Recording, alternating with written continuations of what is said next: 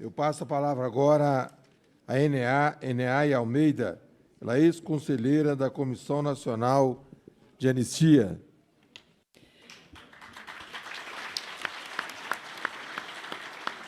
Bom dia a todas e todos. Eu quero cumprimentar a mesa, meus companheiros e minha companheira de mesa, cumprimentar a todas e todos que estão aqui presentes. É sempre uma alegria muito grande estar junto com todos vocês nessa luta pela anistia.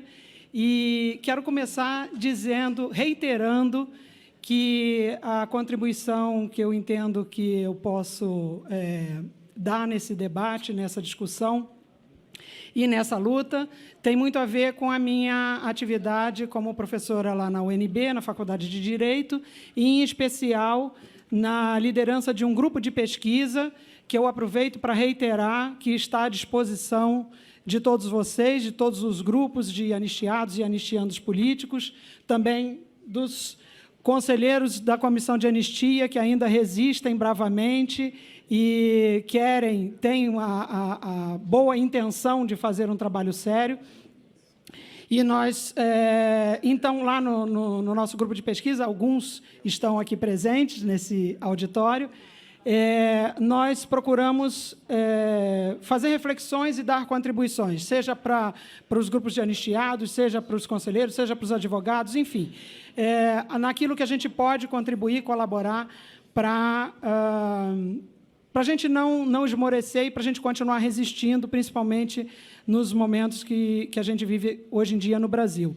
E reiterar, então, que nós temos um site que tem vários textos lá que formam um corpo, né, um conjunto de subsídios,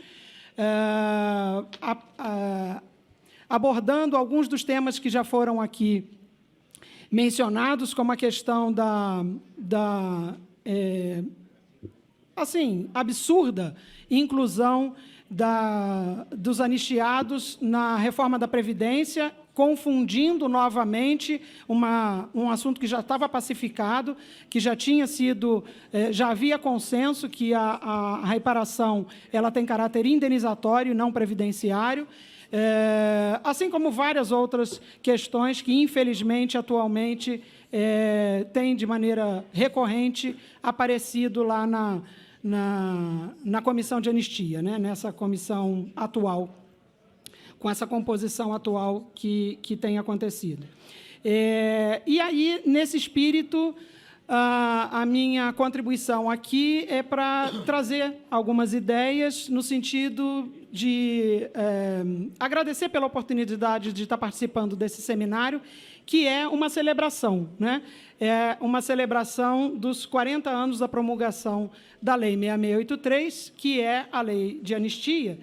E essa celebração, chamar a atenção que essa celebração ocorre num momento de muita angústia. É um período que nós estamos passando de angústias e incertezas. Nós avaliamos os últimos 40 anos e tememos pelo nosso futuro. Aliás, nós tememos pelo nosso presente. Não é só pelo futuro, é pelo presente. E, então, eu gostaria de falar um pouquinho com vocês, nesses breves minutinhos, sobre o tempo, em especial sobre o futuro. O futuro é imprevisível, mas há uma coisa que traz um pouco menos de imprevisibilidade para o futuro, que é a ideia da promessa. Nietzsche diz que a promessa é a memória da vontade. Olha que coisa bonita. É a continuidade no querer. Uma outra autora do século passado, que é conhecida de muitos de nós, Hannah Arendt, ela diz que a promessa é um instrumento de cooperação, porque reúne o desejo de dominar a incerteza do futuro com a confiança no outro. O respeito à confiança mútua está na base do Estado de Direito.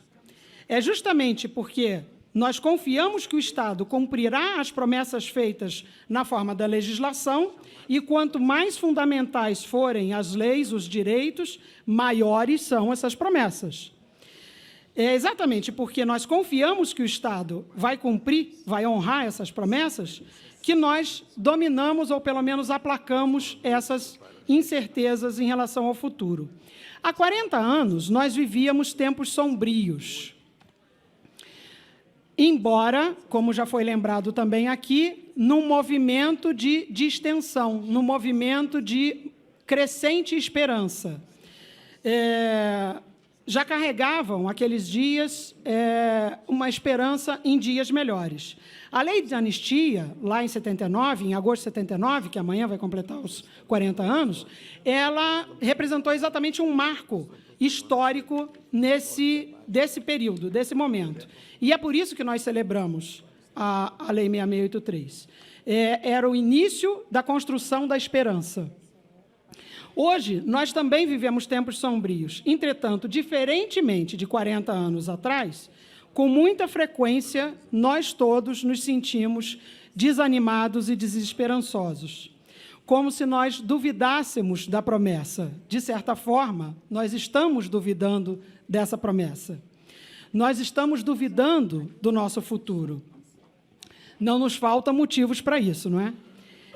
Nós estamos assistindo quase que incrédulos, porque há um sentimento de perplexidade, de enorme perplexidade, pelo desmanche das instituições que nos são muito caras. A própria Constituição de 88, que tem sido frequentemente e de forma muito implacável atacada, a Comissão Especial sobre Mortos Desaparecidos, que sofreu agora um revés quase que ferindo de morte, a própria Comissão de Anistia, com a sua composição absolutamente espúria, e não adiantou, pelo menos por enquanto, não teve nenhum resultado positivo a iniciativa da Procuradoria da Defesa dos Direitos, a Procuradoria Federal dos Direitos do Cidadão, no sentido de instar o Poder Judiciário a impedir que essa comissão, com essa composição, tivesse os seus trabalhos iniciados. O Poder Judiciário, mais uma vez, falhou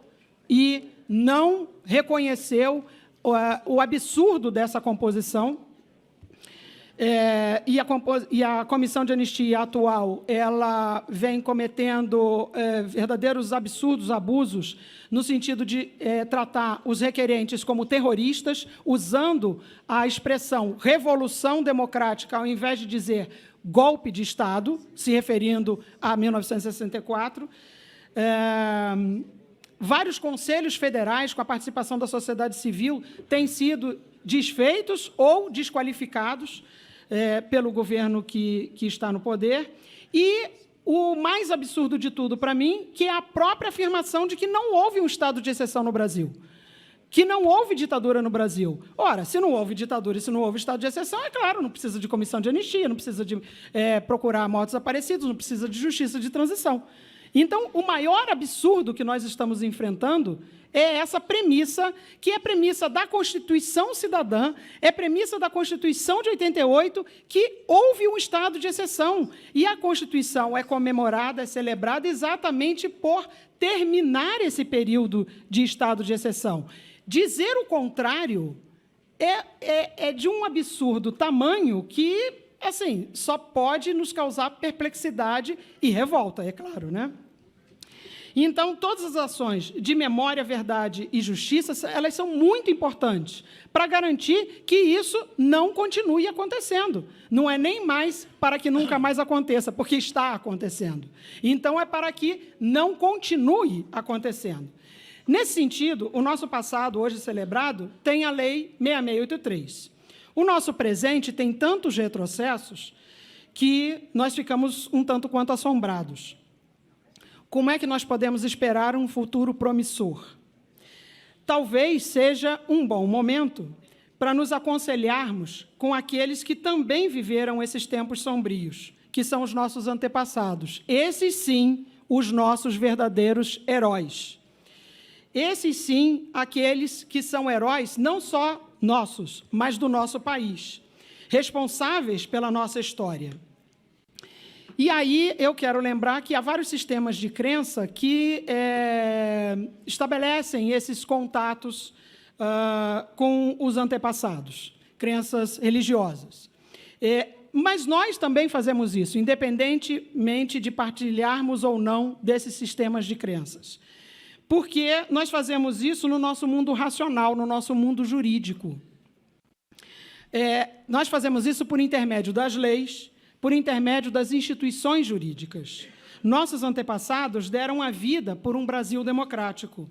Muitos de vocês que estão aqui presentes sofreram toda sorte de perseguição e alguns ainda carregam o fardo de terem sobrevivido. Isso foi, inclusive, dito aqui agora, mais cedo, nessa mesa. Motivados por quê? Por essa promessa. No momento de total incerteza, que era aquele período ditatorial, houve resistência, houve luta e houve sobrevivência. Então, nesse momento que nós estamos vivendo agora, como recuperar a esperança? Como recuperar o sonho, a utopia, a força para a luta pela anistia, com essa sensação de que nós voltamos à estaca zero?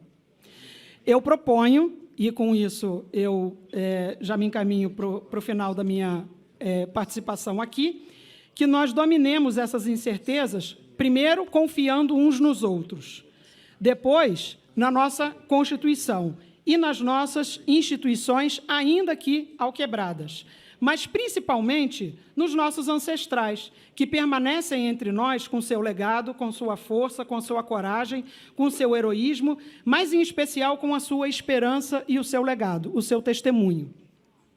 Celebremos, então, a vida e não a morte.